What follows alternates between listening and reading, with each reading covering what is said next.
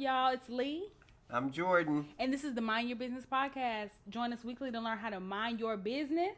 Or at the very least, be able to tell people how to mind theirs, honey. Drop the beat.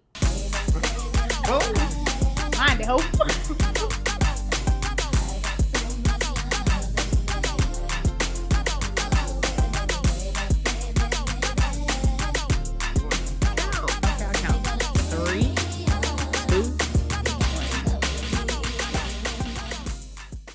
Never mind, I'm not ready. You are ready. We're back. Hey, y'all. Hey. So I know that, we're like that toxic baby daddy that just keep coming and going. But we're back this time for real. For real. like consistently for real. Like we're done being toxic. Take us back. So we're here giving you a podcast again for this. Mm-hmm. What's this, the third time? Yeah, but it's perfect because it comes right during the time like Easter Sunday and stuff, and Easter the resurrection. Oh, okay, the resurrection. Jesus has Easter risen, got to do with it? And we rising too, and we back. So, Joel, what's been going on with you? Why you left them? Why you was being toxic? It's my fault. So, y'all, I just needed a moment. I needed a break. I needed to figure out my life. I've started, of course, my private practice, and so that's been doing its thing. And so I've been managing that and trying to grow a family. And so that is a thing as well. And so between that and the family stuff and trying to take care of my personal health, and it's just life be lifing. It do. And the time to get back to something consistent like this, I just did not have. Mm-hmm. And my best friend was getting married. Like, that's a good enough reason, right? I mean, I was only getting married for the last 6 months, though. That's a good chunk of it. Yeah, that's a good time. That's a good time. I'm with you. So, how's life now? Life is good. Life is good. We're growing and evolving and changing. We're taking up space, honey. And I'm here for this era. This is Jordan era. Like, I feel bad for anyone who is not behind me. Mm-hmm. Okay. Maybe. I may change my mind. Because that's what we do. Because that's what we do. What about you? Like, you. I mean, ooh. I can't. So first off, I was sleepy. I was not well rested. I hate it here. That's my reason. I was tired. But no, I'm kind of with you. Like, we were in a space of a lot of change. Mm. And I mean, I guess granted, life is always going to be changing, but we had a lot of big changes that we were not prepared for. And so just trying to get myself settled, take care of my mental health, get married. Oh, y'all, it was beautiful. It was so beautiful. And let me tell you why. I mean, the aesthetics were there. We already knew the aesthetics were going to be there. So they were there. That was not the concern, ever a worry.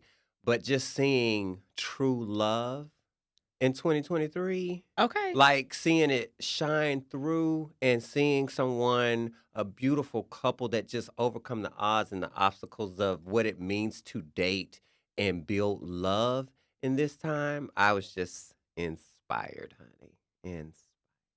Yeah, I know I took the pictures too. He did take my pictures and they were gorgeous.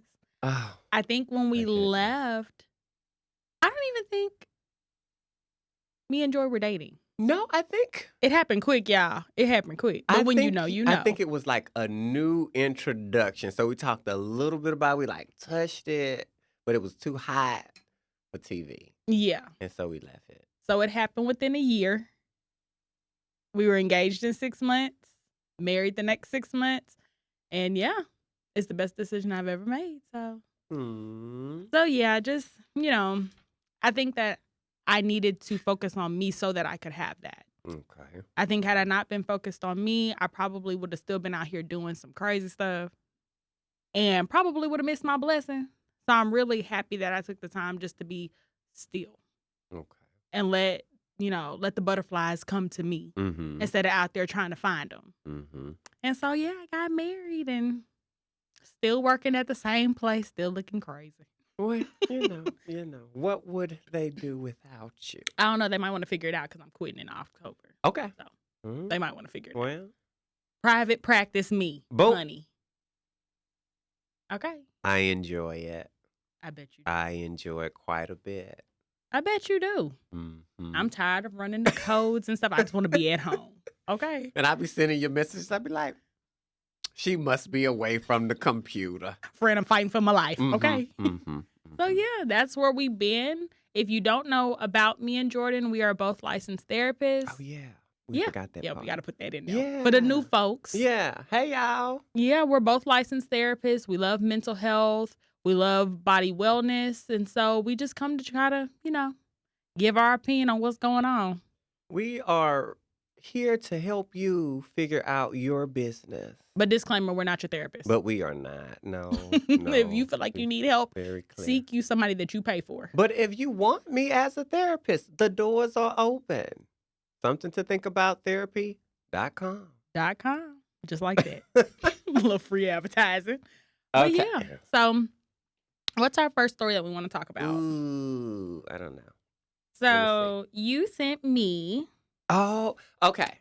So, I don't watch sports. And so whatever was going on with the sports people, whatever, blah, blah, blah, blah. But the commentator was just like, Kevin Durant is sensitive. And he's a part of the generation who is too sensitive and can't accept criticism.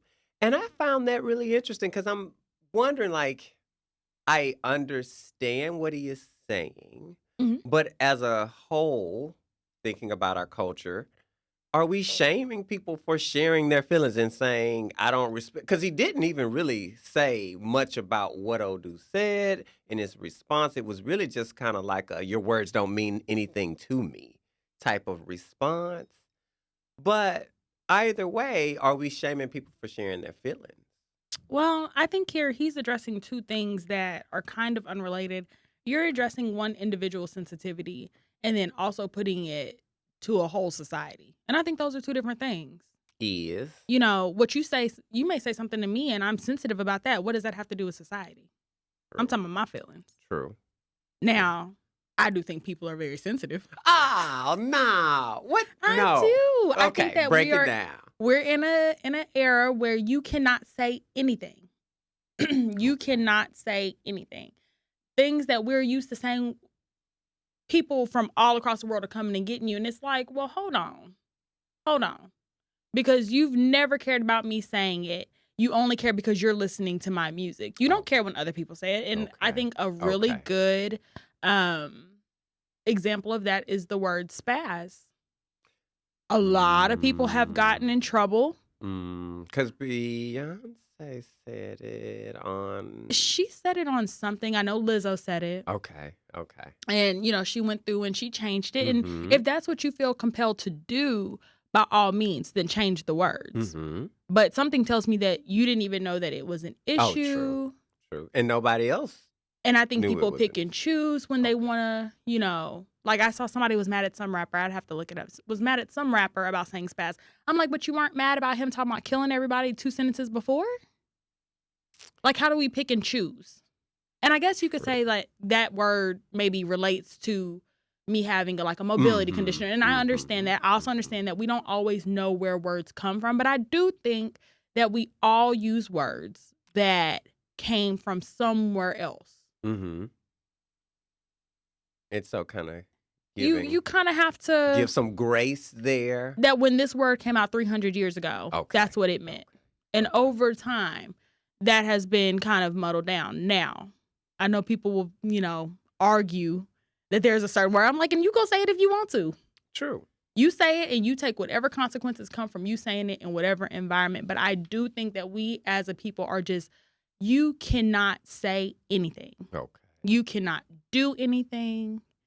You can't post anything because there's always going to be somebody that's mad. And so I think that you either have to take a position of I don't care who's mad or I'm going to be constantly ducking fire. Okay. So where is the line? Where is it well, you could say these things and I hear it or don't hear it, but I'm not considered sensitive for it. I think the line is wherever I draw it. Okay. Okay. The line is wherever the speaker draws it, because they're the ones that's going to deal with the responsibility of what they say. Mm-hmm. If I spent all day getting mad at everything that I found offensive or problematic, I'd be mad all day. People say things I don't like all the time. Mm-hmm. That's their opinion. That's their words. If that's what they want to say, I choose whether or not I want to support them. But am I going to go start a whole rally and a whole march to cancel somebody? No, because I guarantee you, if I listen to your private conversations with your friends, or if I look back through some old tweets or some old Facebook posts, there's something I can find. There's something I can find. So I think it's kind of like removing yourself out of people's conversation. Okay. That's that boundary. I'm going to respect that. That's their thing. That's their thing. And I can choose to listen to that or not. But I think calling people to be canceled is a bit far. I feel like we cancel everybody for everything now. And to the point that you can't even be individual. I guess. I just don't.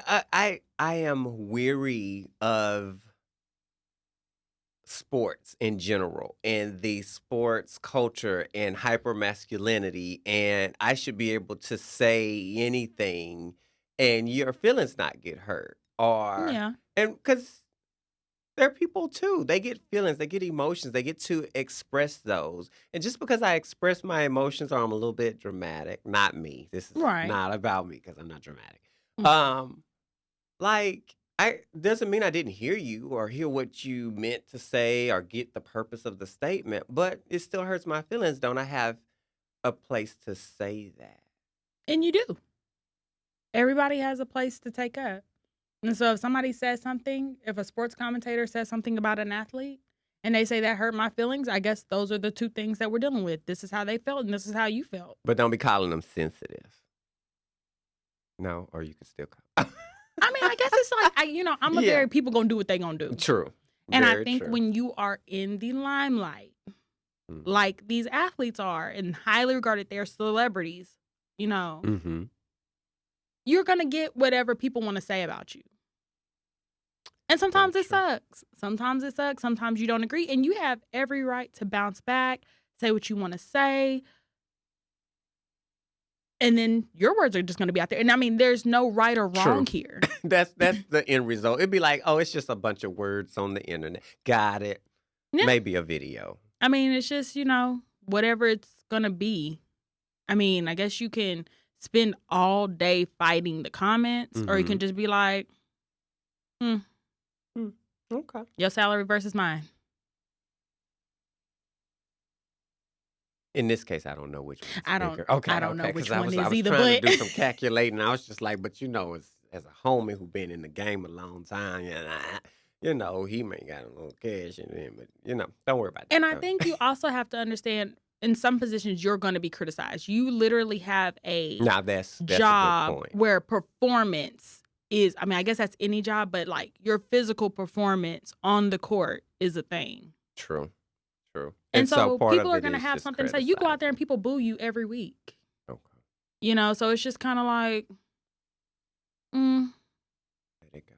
So as a society, do we need more sensitivity to emotions? Do we need more grit? Or is it a weird in-between? I think it's a weird in-between. I think we're in a stage where we came from a society who cared nothing about people's feelings. Good point. And I think anytime you're going through change and you're going from one thing to another, it tends to go through this polarized train. We care nothing about people's feelings, too. We care about everything to almost like a dangerous extent. Okay. And then you kind of move to a place where you find the middle ground. Okay. Yeah. Okay. And so I think it's what comes with change. And I think that a lot of people have been allowed to operate in error for a very long time. And so that's where some of it seems like people are oversensitive, because we've been used to being not sensitive to anything. Yeah. You couldn't get your feelings hurt. Just keep going. Yeah. And so I think for us, like people who are kind of caught in the middle, we're not quite that generation, but we're not quite this new generation either. I think we're still kind of desensitized to things too. And so as we're kind of forming this new society, we kind of get caught in limbo because it's like, I understand, but I mean, worse things have been said, but... True. Worse things have happened. Right. And now we got the internet. So you really loud about this, but we remember when you weren't loud about this. People pick and choose what they want to be sensitive about. That'd be my thing. So we're going to have a sensitivity training. Yeah, we're going to have a sensitivity training like you do at work. Yeah, we're going to start that up. Okay. What we got next? Who is that? Oh, Jonathan Majors. Okay, so all I know is that unfortunately someone was harmed and passed away. Wait a minute. Right? No? No, I think she's still alive, friend. Because she made the report. Oh, no. Well, you sent me a picture of somebody else. Oh, no, that's not Jonathan Majors, That's somebody I seen on Facebook. Oh. So, Jonathan Majors. I don't ever be knowing the story. My bad. Okay, so think Lovecraft Country. Think New Creed. Oh, okay. Yes. Oh, and I wanted to talk about them because of, like, him and Michael B. Jordan, like, they were so Their beautiful. bromance. Yeah. Well, let me not say bromance because I now- can't say that, but... But now I don't. Well, so I think that he's this rising actor. Okay. Handsome black guy. Mm-hmm. He's a phenomenal actor. And so, we immediately put people on a pedestal. Okay. And so then it came out over the weekend that he had been arrested or something because somebody had made like harassment and maybe an assault allegation on him. And the person turned out to be a woman who he was dating. Now, I've seen multiple reasons about why the altercation took place, that they were having an argument about somebody texting the phone. I don't know. He says she's innocent. No, he says he's innocent. Mm-hmm. She put the charges. I've seen in some places that she's dropping the charges. I don't know. Okay. But it sent social media into an uproar because people have put him on this pedestal and kind of held him to this, oh, no, he can't do any wrong, which I think we see a lot with celebrities. True. I think people forget that these are humans with human reactions. And a past. And a past. These people have a past just like us. Yes. Because I have seen some tweets resurface about, like him and maybe how he acts and his actual persona, none of which I know are true. Mm-hmm. None of which I really care about because he's a human just like me. So what is it about, I guess, people in general where we want to hold up somebody? Like, well, I mean, I guess with any celebrity that you really like, you think the best of them. Just like with the people in our lives that we really like, if somebody came and told me you killed somebody, my first reaction is going to be, no, he didn't. Because that's not where I hold you. Not a murderer. Definitely not a murderer. But, that's your initial reaction. No, he didn't. Mm-hmm. And it's like, well, I wasn't there. Yeah, and I guess that's my point is I could think the best of you, but I'm also going to be like, well, you never know. Because anybody can go there. Everybody has a breaking point, a line, a boundary that once you cross, there is no going back. I have that. Right. And so we all do. We all have a threshold. I guess my thing is like, y'all on here arguing, y'all defending. And you weren't there? What's happening here? What do we need to talk about to be like, hey, you just never know. All of these years, we thought all these other people had not done all of these things, and we have learned the lesson that they really have. Pills and all, and drinks, and So, hey, like, where is that point where we learn that lesson, I guess? Well, I think people have to stop wanting a hero. Be your own hero. Be all you can be. But don't put all of your trust into somebody you don't know. And I just think it's really weird to speak on situations that you were not there for. Like, I was not there in the hotel room, car, whatever. I don't know what happened. And until somebody gives me some CCTV footage, I'm not going to know. And even with that, it'd be a little iffy. Because somebody had some footage of somebody getting shot, and it was still questioned. It's still questionable. And so I think that we have to learn that because I think the world as a whole is very engulfed in celebrities to an unhealthy way. Okay. And so I think that we have to say, well, we weren't there. I really like him in this movie. I don't know him. And unless there's overwhelming evidence saying that this person did not do something and they're being accused of it, or, this person is getting off and we can actually see them doing the crime, I think it's just best to kind of leave it alone. I'm not saying you can't talk about it, but when I was on Facebook yesterday, I saw somebody saying, oh, well, he was just with Nia Long and Idris Elba and they didn't say nothing bad, so he couldn't be, how could he be problematic? And I'm like, well, serial killers don't kill everybody they encounter. I'm not saying the boy or the man is a bad person, but maybe Nia Long has something that we don't know, like or maybe that's just not who he offends. True. That tends to be a thing. And I think we see that if we put this in a bigger scale, we see this with all kinds of problematic behaviors. Somebody's accused of sexual assault. Well, they didn't sexually assault me. They didn't want to sexually assault you. They wanted to sexually assault that person over there. Well, this person is violent. He's not violent with me. He don't want to be violent with you, or she don't want to be violent with you. They want to be violent with that person in that capacity there. And so I think that this whole, well, he's been here and nothing's happened, that's not valid. Right. Because two truths can be true. Two truths can be true. And so I'm very much so, when somebody makes an outcry, we believe them. Mm-hmm. But I'm also very much so, when you make that outcry, you're going to have to come with something. Yeah. Because I'm supportive of due process. Yeah.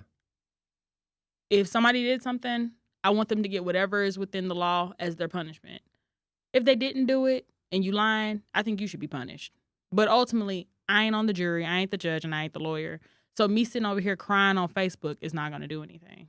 It makes me think of so me and Pat started a show, Swarm. Oh my gosh. And it's kind of like, where is the boundary? Where is the appropriate boundary when you are loving your artist or you want to see the best in your artist? Like, how far does that go? Because, oh, girl, he was kind of wilding out a little bit. Was going a little far. And I was just like, some of the events are kind of based on something true. So where is it, oh, I really need the hero. I have nothing else to believe in, so I believe in this person, and so I'm willing to go, and so my boundary shifts. And where do we go with that? Where is the correction? Where is let me edit this and say, nah, that ain't okay. I guess we start with the shows. That's a start. Yeah, and I think a lot of it's rooted in healthy attachments. Oh, tell me more. Tell me more. Tell me more. I mean, we all have attachments to people and things. Mm-hmm. And as long as it's not causing dysfunction in our lives, it's okay. That looks different for everybody because everybody's life is different. But if you're not hurting anyone, making yourself sick, damaging property, things that are unhealthy, things that can get you in trouble, things that cause dysfunction, it is what it is. It is what it is. It is what it is. I think that we as a people have developed a lot of unhealthy attachments to things. Mm-hmm. And celebrities being one of them. And kind of like a privilege. Like, I deserve to know this. I need to know everything you got going in your life. I'm entitled to all of this access to you. And if you go against someone that I have an attachment to, we start to lose our feet in reality. And just start throwing stuff up, making arguments that don't make sense. And I think we see that a lot. I see that a lot in the Shade Room comments. Okay. And I'd be like, ooh, delusional. That's why I sent you the little corgi when it's when something going on and I go look at everybody. I say, that's me right there.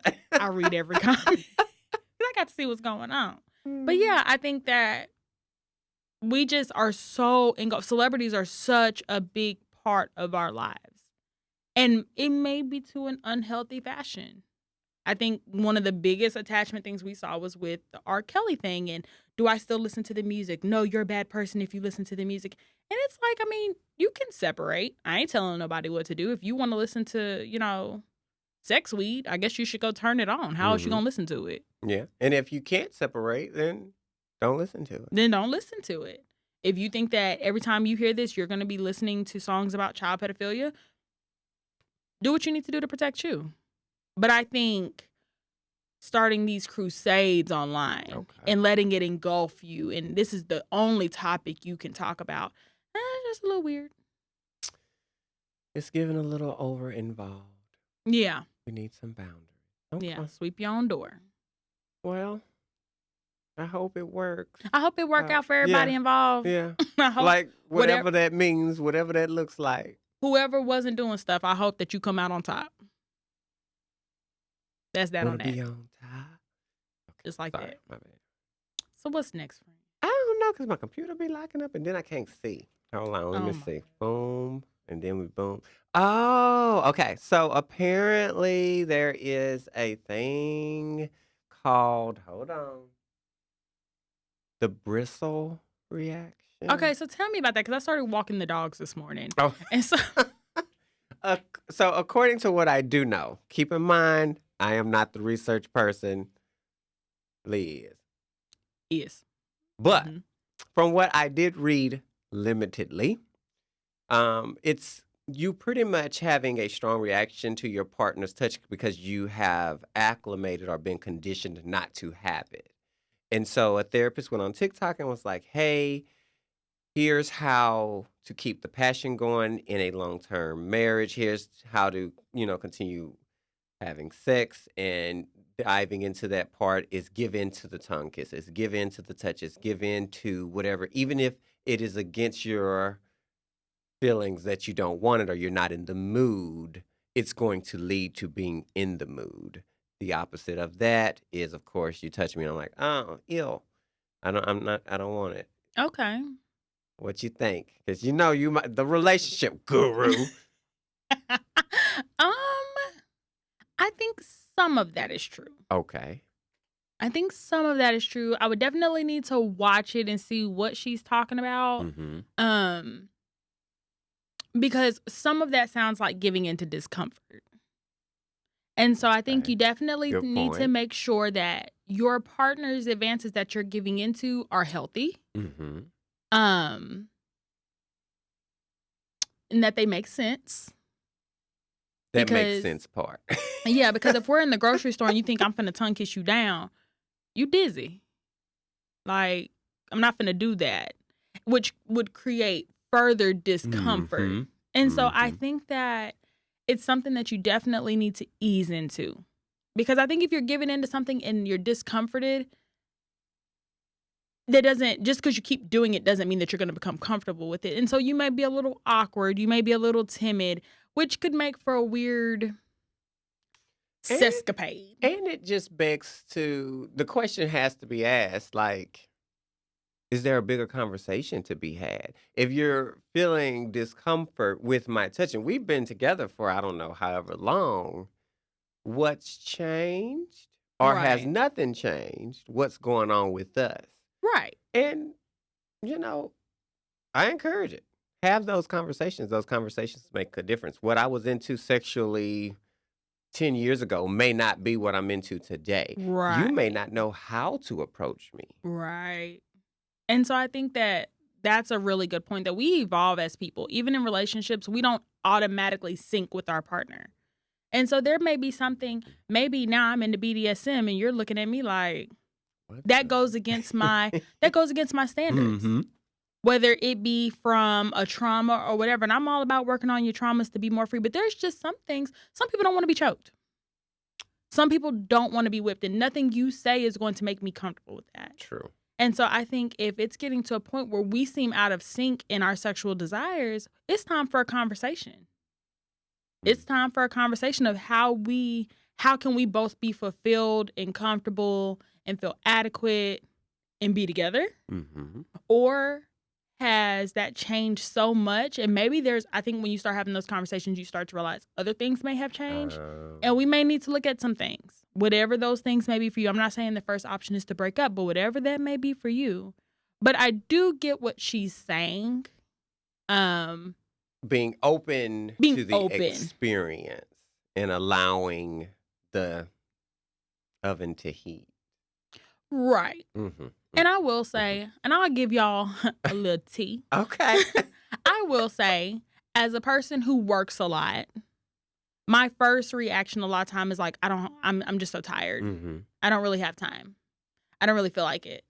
I think there's more to it than just a touch. I think setting the mood. Yes. Ooh, you said it. Thank the Lord. You I said think it. setting the mood, whatever the Mm-hmm. mood may look like for you and Mm-hmm. your partner. I think cleaning your space. Mm-hmm. I think doing the surrounding things and then introducing those things. I do think that if It you, makes a difference. yeah, I think that if you have a good connection with your partner and this is something you want, and maybe you just don't feel like you have it in you, maybe there's some things that you need to correct around, Mm-hmm. and then you can kind of delve into it and be a little bit more open. Yeah. And there's ways to talk about it. There's ways to be open. And it doesn't have to be perfect. I think the idea is like, oh my God, I gotta have this conversation and I don't know what to say. And what if I say the wrong thing? But this is the person you're in love with. Like that's Mm-hmm. who you're sitting across from the table. Like this ain't the people at work where you feel like you have to be professional or somewhere Right. else.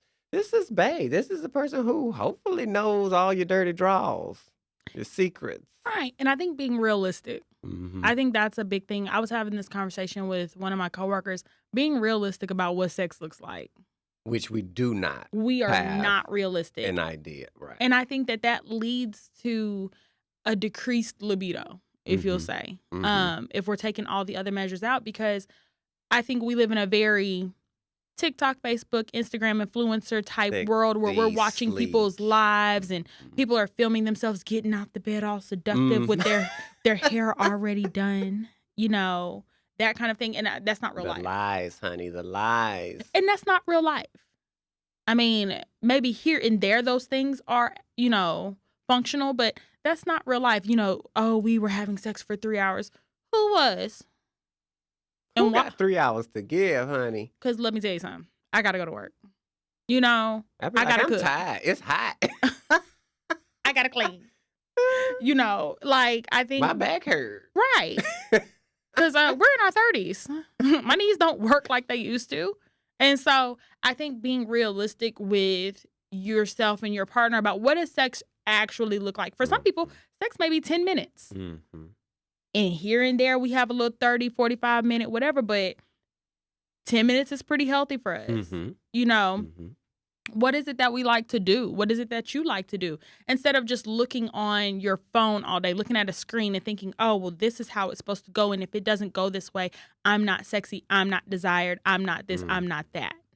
So. And I think another thing to add into it is now that we've gotten so far into research about sexuality and the different forms and variances on this scale, it's now opening the conversation up and saying, well, on a scale of 1 to 10, how sexual do you really feel like your attraction? Mm-hmm. Because prior to a decade or two ago, no one was talking about aromanticism. Asexuality and a scale and where you are. It wasn't mainstream. And so that's another thing, too. You may have a partner who's higher on the romance part of the scale. So romance me, honey, and then you can get me to that sexual part. Or it could be the opposite. And sometimes, and more likely, maybe so. Mm-hmm. And it's having that conversation, too.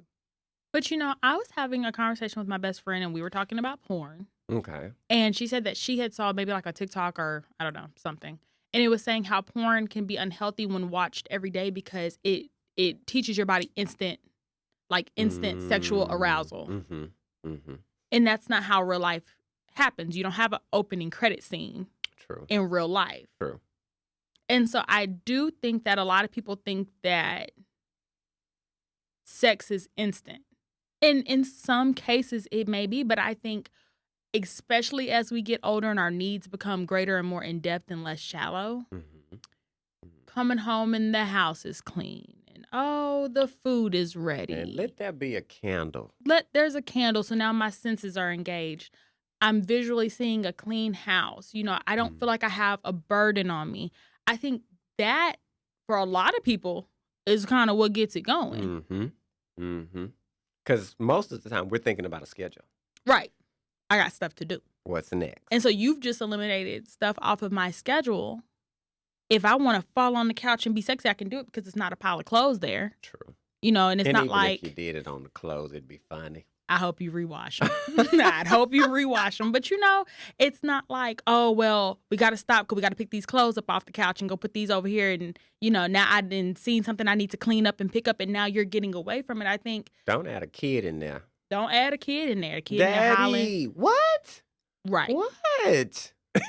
And so I think that really looking at what intimacy means to you and what really gets you going. Because I think when we were younger, it was easy just to meet up and hunch. You had a different body then. True. And partly like with the LGBTQIA plus not a blanket statement, some of the gay men in our community, we have like the grinders, the hinges, and those websites that make sex readily available. But you got to be careful with it because you don't want it to hinder your ability to form a long-lasting relationship, if that's what you want. Right. And so now we're in a weird conundrum where it's like, oh yeah, I've done that. Like they're older, more established, ready to settle down, but it's like, oh, this is difficult to do. Never had to do it. And so definitely some conversations to be had there. Yeah, I think people think that sex is very 1, 2, 3. And I think that we're finding out, no, it's not. I think that these are things that people have been knowing. But I think, us being in our 30s and your body systems change up and things don't work the same. And this hurts when I do this. I think I'm sad. Yeah. People have households, they have children, they have dogs, they have PTA meetings, work meetings. I think everything that you do changes, but I think sex is one of those things that's so taboo that we don't talk about, that we don't get to really talk about the changes that we're experiencing there. And which is why we don't bring it to you. It's an episode coming soon. Okay. Who next? Oh, so Lee. You know what time it is? What time is it? Whose business has been who has been minding their business this week for you? After all this time, I still do not think about it. And I knew it was not a thought for you. I just had to ask because I got it. Oh, don't say my person. I'm not going to say your person. Okay, so there's this couple on TikTok, Instagram, all of them things. And they are a lesbian, or I'm going to put that in quotes, perceived to be lesbian. Okay. I don't think that they've ever actually said we're a lesbian couple. But, they're married. Okay. And it came out a couple of months ago that their second baby that they had was with a popular rapper. Okay. And it kind of shook everybody up, including me, because, baby, what? What? Yeah, I'm kind of confused, but I'm going to go and look it up. So now, Shade Room has posted them. They have posted themselves like they're getting ready for his birthday. And they want to take him on a trip, and they're holding hands. And there's a lot of chemistry there. Okay. And, I remember talking to Joy in the bed. And at first I was like, me being attached to people that I should not be attached to. I just don't get it. They never did it. They never disclosed this. They never said this. And after a couple of days, I had to think about it. And I was like, do they have to? Do they have to? I mean, we are only privy to the part of their life that they give. True. And so if they are poly, if they are just co-parenting and affectionate, whatever that looks like, that is their business. And so they have not really addressed it. They've made posts, they did shared the Beyonce pictures. thing. There it is. This is what we doing. Tell us where we should go. And, people are in the comments like, so are you poly? Are you poly? Are you poly? What's going on? Oh, this one and this one look like they have better chemistry than this one. Oh, that's not going to last long. They're not addressing any of it. I'm definitely going to look it up. it definitely. People from the LGBT community, QIA plus, are, in the comments. Some are very angry. Some are very supportive. And I think that that's probably a weird space for them because they're probably not used to that much like contradiction in their comments. Normally they post and people are very agreeable and this is what it is. But they have not addressed it. And I'm like, you know what? That's really minding your business because you honestly don't owe anybody an explanation. Now, don't lie.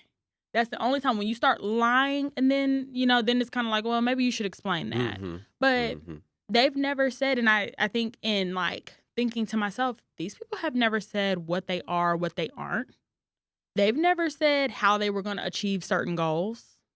And if that's what they want to do, I can either choose to support them and keep watching, or I can unfollow them and be like, not really my cup of tea anymore. Mm-hmm. But I was like, that is literally the definition of minding your business. Okay. Oh, I came up with that on a whim, y'all. Y'all saw that? That was good, y'all. Mhm. That was good. I'm gonna get a credit. It was. You And it know, ties because into what we talked validation about. is important. Yeah. Mhm. So my person this week, or I guess technically a couple, is the brat. Oh. Did the gender reveal. Yes. And it was just beautiful. And you know, the reason why I'm so here for it is because I just love the brat's appearance, personality, character. I'm just gonna be me, do me. Mm-hmm. You can't put me in a box. Don't Right. put me in a box. I'm going to do whatever I want to do when I want to do it. And I'm here for that. I'm here for that because as a person who wants to start a family, there are so many different opinions about it. Mm-hmm. How you should do it, who you should do it with, who should be involved, or they shouldn't even have kids because they're two men, or whatever the case may be. And it's good to be reminded that you just don't have to give a fuck. You just let them say whatever they're going to say. They're going to say it anyway. Right. You just keep doing what you're doing.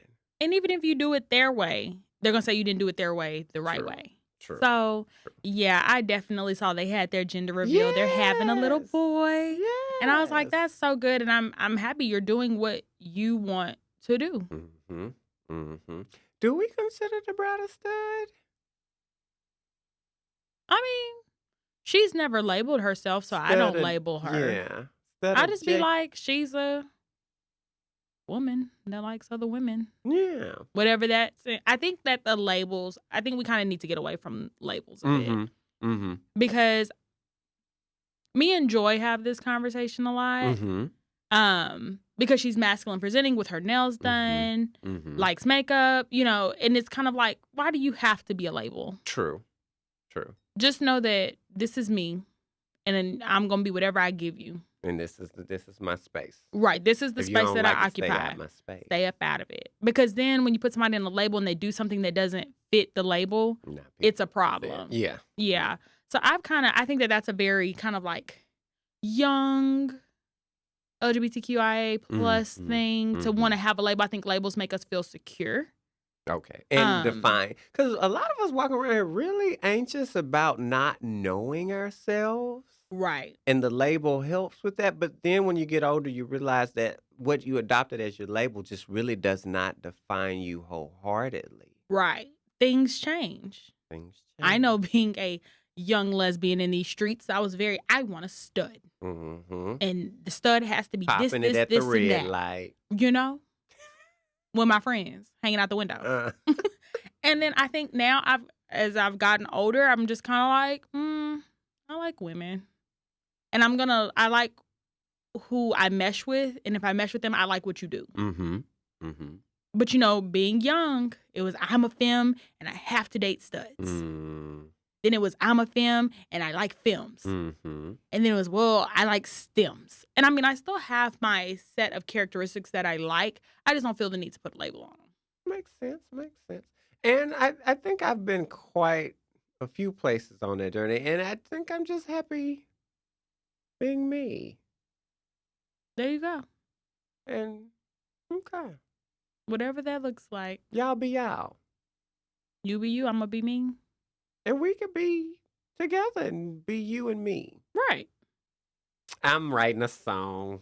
I'm going to call it You and Me. Oh, no, that's cat. I was like, friend, that already sounds familiar. You going to jail. You're getting sued, honey. Cap. Copyright infringement. My bad. Okay. But yeah. So, it's time to close. Yeah. What you going to do to mind your business this week? What you focusing on? I am focusing on spring cleaning. Good one. Yeah. I can't believe people used to really be down there like scrubbing them flow bowls like that. That is exhausting. Yeah, I'm not doing that. I'm finna hire somebody to do that because I'm living in black luxury in my divine feminine era. My grandmother really used to just be down there doing that, huh? Oh, okay. I'm not scrubbing the baseboards. That's a bit much. But I really do want to get my space clean. I was in Louisiana for the weekend, came home. My wife had the house beautiful. Who? Wife, Oh, honey. My wife, honey. Shout out to okay, Joy, honey. Okay. Yeah, so she had the house beautiful, but I was like, when I got in my car this morning, I was like, okay, me and the dog's been riding around. We've been doing this. Definitely need to like get that French fry off the ground, vacuum the floor, get Tell the little Car to get it. Get just the stuff up because I really want my spaces clean. Even at work, like I scrubbed my desk down, wiped everything down because I just felt like I had a lot of clutter in my life. And I don't know, maybe not physical clutter, but I know that cleaning helps alleviate some of that. It does. And so Makes you spring feel cleaning is better. my goal, to just clear out my spaces, wash things down, put new scents in the air, just reinvigorate my space. So that's how I'm going to mind my business. Okay. Let's see. For me, I am going to focus on what it means to expand in the business world for me. Uh, expand. I want to start looking into these self-care boxes because overall, there is not anything that I have seen completely that really helps with mental health that you can get and say, okay, well, I'm going to use this when I'm anxious. I'm going to use this when I'm depressed. I'm going to, a set. And so I think that's probably what I want to focus on. I got to like do a vision board and, do all of that. So I just want to kind of get in that creative space to see what that can grow into and be. So I think that's what it is. And keeping my house clean and building the family, raising whomever, and hollering, because I be hollering. I be hollering for no reason. I be hollering. So I'm the most screaming person I know. To be quiet, to be a quiet spoken person. True. But yeah, so we plan to be hitting y'all with the podcast. I think that if you remember from the old days, we're in a different space. Oh, yeah. And I think that this is very much so more conducive to what we were trying to get. And so it does not feel like the podcast is like intruding on personal life. It's walk in, do what we got to do, and head out. And so, yeah, I'm really excited for this next chapter. We promise we're not going to be y'all toxic baby daddy no more. Yeah. We're not leaving. We at least going to visit at least every other week. Yeah. Yeah. We'll come pick up the kids on Thursday. Exactly. Get a little visitation in. Drop them off on Friday. Because that's all I can do. That's all I can do. So I ain't got no kids now. Okay, y'all. Yeah. So, I don't remember the email address. But if you have any questions, concerns, want to talk to us, ask something. It is Mind Your Business Podcast, the number 1. Come on, at lady. gmail.com. Hold on, let me look at it before y'all be sending y'all personal business somewhere. Yeah. Mind Your Business Podcast 1 at gmail.com. And we're going to be on social media, but I don't know those either. But hey, we're going to be there and we're going to have like some stuff. And yeah, so look at us on there. Yeah. On all of those places. Photo shoot coming soon. Boom. Oh, yeah. That's a good idea. Photo shoot. That too. Yeah. So we love y'all. We appreciate you. We will see you again at our next visitation. Deuces.